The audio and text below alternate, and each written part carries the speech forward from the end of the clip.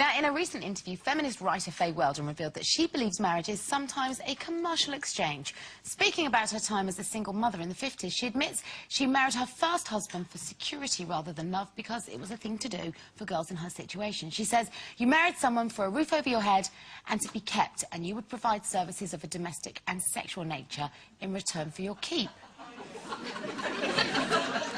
That's another word for it. I'll save it.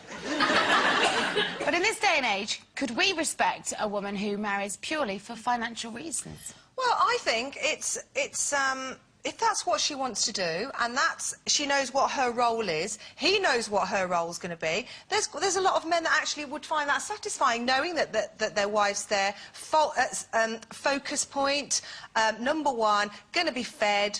You know, she's quite happy to do that. It's not for me, but I think if she knows that, and that's what she's going in it for, security, someone to pay the bills, then all right, it's her choice. Well, hang on a minute, she's a PA with frills.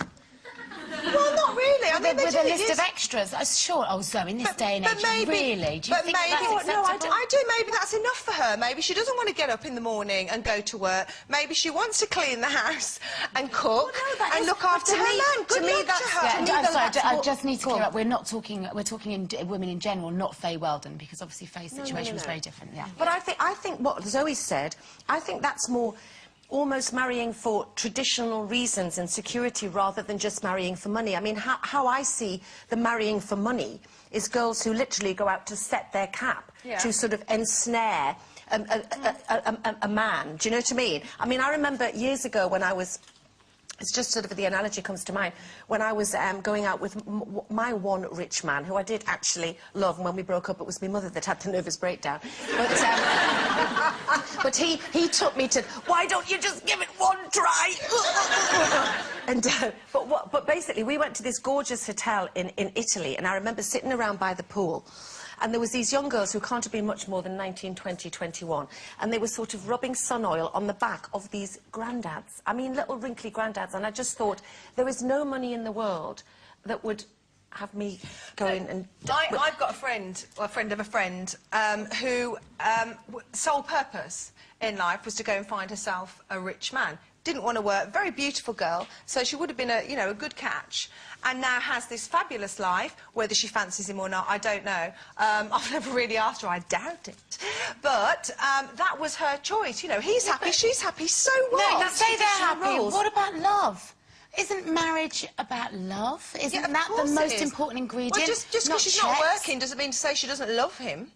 She didn't go after him because she loved him. She went after him because he was wealthy. I think security and money, marrying somebody for security in those roles is still different to sort of headhunting somebody just because they're wealthy and saying things like a girl that I know who says, you know, that she's never ever refused her partner jiggy jigs because he would because she's so terrified of losing the sort of the financial package. That is wrong, in my opinion. But also, we're lucky, you know.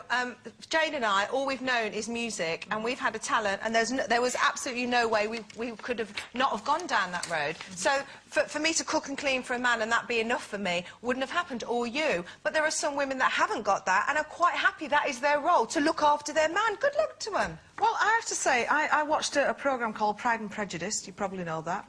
And yes.